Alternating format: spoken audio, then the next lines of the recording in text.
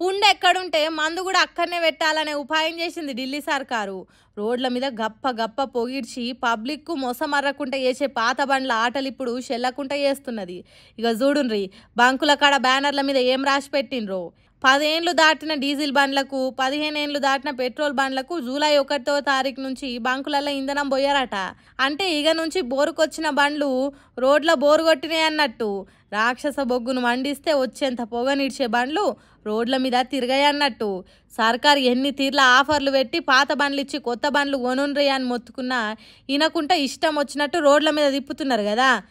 అందుకే ఎక్కడ స్విచ్ నొక్కితే ఇంజన్ల మూత, నల్లటి రాక్షస పొగ ఆగుతుందో అక్కడనే పీక విసికే పని చేస్తున్నారట. అరెరెరెరే, ఎంత గత్తరుంటుంది వాటితోని. పొల్యూషన్ పెరుగుతున్నది ఆపునరా అన్నా కూడా వాటినే నడుపుతుంటారు. ట్రాఫిక్ పోలీసులకు దొరకకుండా తప్పించుకొని తిరుగుతారు. కొండంత మూత పెట్టుకుంటా రోడ్ల మీద రోత పుట్టిస్తారు. చిన్న చిన్న పట్టణాలలోనే ఇట్లుంటే దేశ రాజధాని ఢిల్లీలో ఇంకింత ఎక్కువనే ఉంటుంది.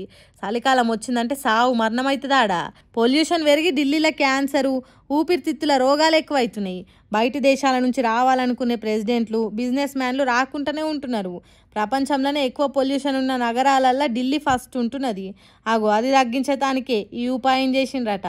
ఎంత పెద్ద నగరం అయితే ఏంది ఆరోగ్యం ఖరాబ్ అవుతుంటే. అందుకే పాత బండ్లను పాతరేసటానికి బంకులలో సీసీ కెమెరాలు పెట్టి మరీ బండి నంబర్లు గుర్తుపట్టి ఇంధనం పోయొద్దనే రూల్ తెచ్చిండ్రట. ఉపాయం మంచిగానే ఉన్నది కానీ బండ్లను బంకు దాకా తీసుకురాకుండా బాటిళ్ళల్లో, క్యాన్లల్లో పెట్రోల్, డీజిల్ తీసుకొని పోయి బండ్లు నడిపే ఉపాయం చేస్తారు కావచ్చు.